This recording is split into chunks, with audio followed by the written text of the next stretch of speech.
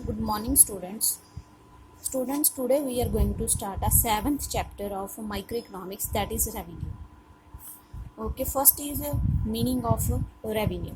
The amount of money that a producer receives in exchange for the sale proceeds is known as revenue. ਬੱਚੇ ਜਿੱਦਾਂ cost ਅਸੀਂ read ਕੀਤਾ ਹੈ ਕਿ cost ਕੀ ਹੁੰਦੀ ਹੈ, ਠੀਕ ਹੈ, ਔਰ ਡਿਮਾਂਡ ਰੀਡ ਕੀਤੀ ਹੈ ਕਿ what is demand, what is cost, ਔਰ ਪ੍ਰੋਡਕਸ਼ਨ ਫੰਕਸ਼ਨ ਦੇ ਬਾਰੇ ਰੀਡ ਕੀਤਾ, ਠੀਕ ਹੈ, ਕਿ ਪ੍ਰੋਡਕਸ਼ਨ ਫੰਕਸ਼ਨਸ ਦੇ ਵਿੱਚ ਇਨਪੁਟਸ ਤੋਂ ਅਸੀਂ ਆਊਟਪੁੱਟਸ ਨੂੰ ਜਦੋਂ ਮੈਨੂਫੈਕਚਰਿੰਗ ਕਰਦੇ ਹਾਂ ਤਾਂ ਉਦੋਂ ਕੁਝ ਕੋਸਟ ਹੁੰਦੀ ਹੈ ਪ੍ਰੋਡਿਊਸਰਸ ਦੀ, ਔਰ ਪ੍ਰੋਡਿਊਸਰ ਨੂੰ ਕੁਝ ਰੈਵਨਿਊ ਵੀ ਮਿਲਦਾ ਹੈ, ਠੀਕ ਹੈ। ਜਦੋਂ ਮਾਰਕੀਟ ਦੇ ਵਿੱਚ ਕੋਈ ਪ੍ਰੋਡਕਟ ਨੂੰ ਫਾਈਨਲ ਪ੍ਰੋਡਕਟ ਨੂੰ ਸੇਲ ਕੀਤਾ ਜਾਂਦਾ ਹੈ ਤਾਂ ਉਸ ਤੋਂ ਬਾਅਦ ਉਹ ਫਾਈਨਲ ਗੁੱਡਸ ਨੂੰ ਸੇਲ ਕਰਕੇ ਕੁਝ ਉਹਨੂੰ ਮਨੀ ਮਿਲਦੀ ਹੈ, ਠੀਕ ਹੈ। That money is called revenue.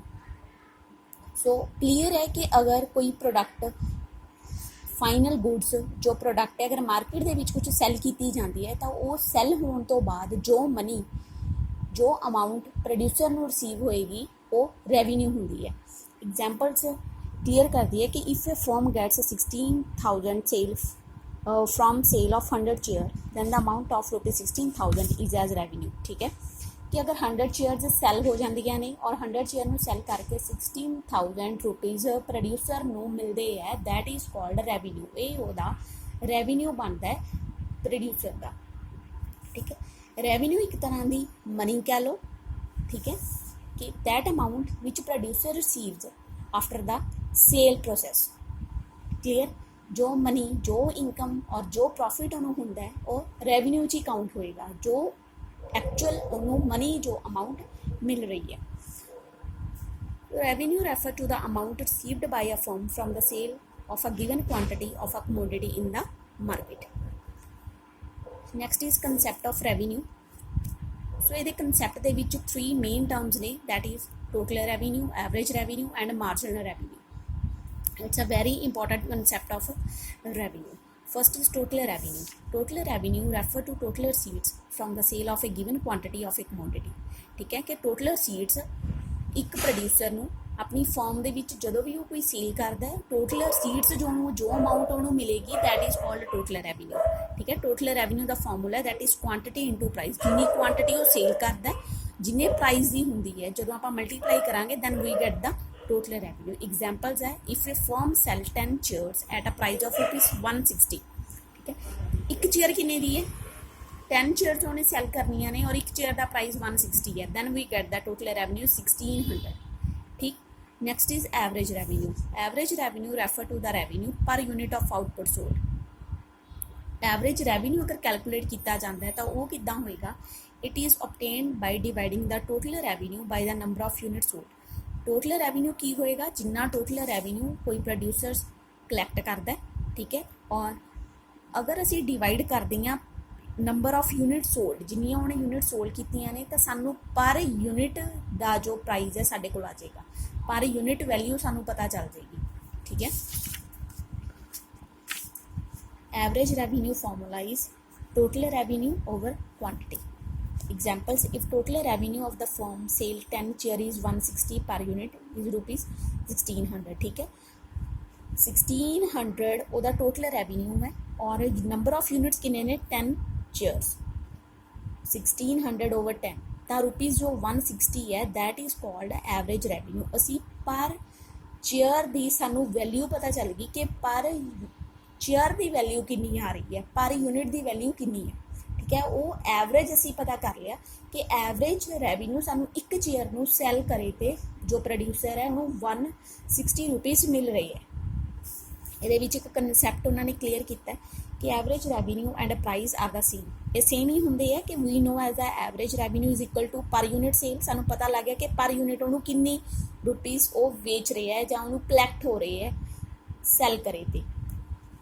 Cell receipts and the price is always per unit, ठीक है। प्राइस भी सानू पता है कि पर यूनिट का ही दसिया होंगे, so price and average revenue are the same thing, okay. Next is marginal revenue. Marginal revenue is additional revenue generated from the sale of an additional unit of output. ठीक है, margin ਆਪਾਂ marginal cost ਕੀਤੀ ਹੈ। Marginal cost ਕੀ ਹੁੰਦੀ ਸੀ ਕਿ ਜਦੋਂ ਕੋਈ additional unit ਅਸੀਂ ਆਊਟਪੁੱਟ ਜਦੋਂ ਪ੍ਰੋਡਿਊਸ ਕੀਤੀ ਜਾਂਦੀ ਹੈ, ਇੱਦਾਂ ਹੀ ਸੇਮ ਮਾਰਜਨ ਰੈਵਨਿਊ ਹੈ। ਮਾਰਜਨਲ ਰੈਵਨਿਊ ਕੀ ਹੁੰਦਾ ਹੈ ਕਿ ਜਦੋਂ ਇੱਕ ਐਡੀਸ਼ਨਲ ਆਊਟਪੁੱਟ ਨੂੰ ਸੈਲ ਕਰਕੇ ਜੋ ਐਡੀਸ਼ਨਲ ਮਨੀ ਜੋ ਐਡ ਹੁੰਦੀ ਹੈ, ਜੋ ਐਡੀਸ਼ਨਲ ਰੈਵਨਿਊ ਐਡ ਹੋਏਗਾ, ਕਿਹਦੇ ਵਿੱਚ ਐਡ ਹੋਏਗਾ? ਟੋਟਲ ਰੈਵਨਿਊ 'ਚ। ਠੀਕ ਹੈ, ਅਗਰ ਟੋਟਲ ਰੈਵਨਿਊ 1600 ਹੈ ਬਟ ਉਹਦਾ ਅਗੇਨ ਮਾਰਜਨ ਰੈਵਨਿਊ ਅਗਰ ਸਾਡੇ ਕੋਲ 1650 ਰੁਪੀਜ਼ ਉਹਨੂੰ ਮਿਲ ਰਿਹਾ ਹੈ, ਦੈਟ ਮੀਨਸ 50 ਰੁਪੀਜ਼ ਕੀ ਨੇ ਉਹਦੇ? 50 ਰੁਪੀਜ਼ ਮਾਰਜਨ ਰੈਵਨਿਊ ਹੈ। ਪਹਿਲਾਂ ਉਹਨੂੰ 1600 ਟੋਟਲ ਰੈਵਨਿਊ ਮਿਲਦਾ ਸੀ ਬਟ ਐਕਸਟਰਾ ਯੂਨਿਟ ਪ੍ਰੋਡਿਊਸ ਕਰਕੇ ਔਰ ਉਹਨੂੰ ਸੈੱਲ ਕਰਕੇ ਐਕਸਟਰਾ ਉਹਨੂੰ ਜੋ ਮਨੀ ਮਿਲ ਰਹੀ ਹੈ ਦੈਟ ਇਜ਼ 1650। ਇਟ ਮੀਨਸ ਕਿ ਜੋ 50 ਰੁਪੀਜ਼ ਹੈ ਉਹ ਮਾਰਜਨਲ ਰੈਵਨਿਊ ਦੇ ਵਿੱਚ ਕਾਊਂਟ ਹੁੰਦੇ ਆ। ਸੋ ਮਾਰਜਨ ਰੈਵਨਿਊ ਦਾ ਫਾਰਮੂਲਾ ਹੈ TRN ਮਾਈਨਸ TRN ਮਾਈਨਸ 1 ਔਰ ਇਹਨੂੰ ਇਹਨਾਂ ਨੇ ਐਕਸਪਲੇਨ ਕੀਤਾ ਗਿਆ ਕਿ ਮਾਰਜਨ ਰੈਵਨਿਊ ਹੁੰਦਾ TR ਟੋਟਲ ਰੈਵਨਿਊ ਔਰ TRN ਮਾਈਨਸ 1 ਹੋਏਗਾ ਕਿ ਟੋਟਲ ਰੈਵਨਿਊ ਦੇ ਵਿੱਚੋਂ N ਮਾਈਨਸ 1 ਯੂਨਿਟ ਜਦੋਂ ਅਸੀਂ ਮਾਈਨਸ ਕਰਦੇ ਹਾਂ ਔਰ N number of units sold। clear? now we will do the table. It's a very important concept है। so unit sold 1 to 7 it's a price mention किया गया है। ठीक है, टोटल रैवन्यू का फॉर्मूला की है क्वांटिटी इंटू प्राइस मल्टीप्लाई करके अपने को टोटल रैवन्यू आ जाएगा।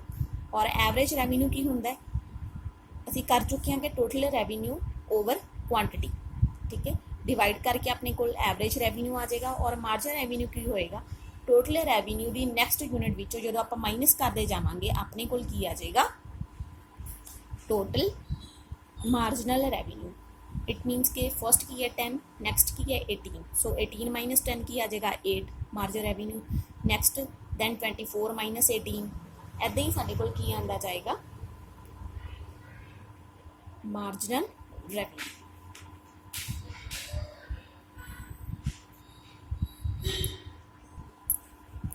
Next is the relationship between a revenue concept. First है वैन प्राइस रिमेन कॉन्सटेंट। बच्चे जो प्राइस की होंगे कॉन्सटेंट ही रहिंदा है, प्राइस दे विच कोई चेंजिस नहीं आते। ये कदों होंदा है? When it happens under the perfect competition. जो मार्केट सिचुएशन होंदी है perfect competition we will discuss in the next chapter.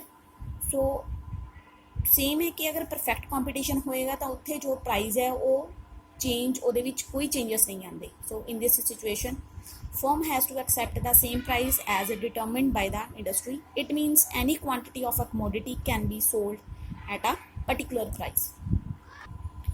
Quantity जो सेल होंगी है सिर्फ एक पर्टिकुलर प्राइस के ऊपर ही सेल होंगी है। सैकेंड ऑप्शन है कि van price falls with rise in output.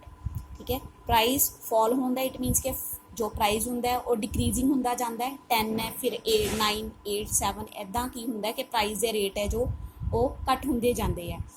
और ये आउटपुट की है राइज होंगी है। इट मीनस कि जो प्रोडक्शन है वो इंक्रीज होएगी क्योंकि प्राइस डाउन होंगे तो मार्केट के विच डिमांड इनक्रीज होंगी है जिहदे नाल कि प्रोडक्शन सानू इनक्रीज करनी पेगी डिमांड नू फुलफिल करने के लिए। ठीक है, सो ये कदों होंदा है जदों इनपरफेक्ट कॉम्पीटिशन होंगी है सिचुएशन होंगी है मार्केट के विच और जो फर्म होंगी है वो अपने जिहड़े प्राइस है खुद ही डिसाइड करती है। प्राइस परफेक्ट कॉम्पीटिशन के विच प्राइस फिक्स होंदा है बट इनपरफेक्ट कॉम्पीटिशन के विच प्राइस की खुद वो पॉलिसी मेनटेन करते हैं।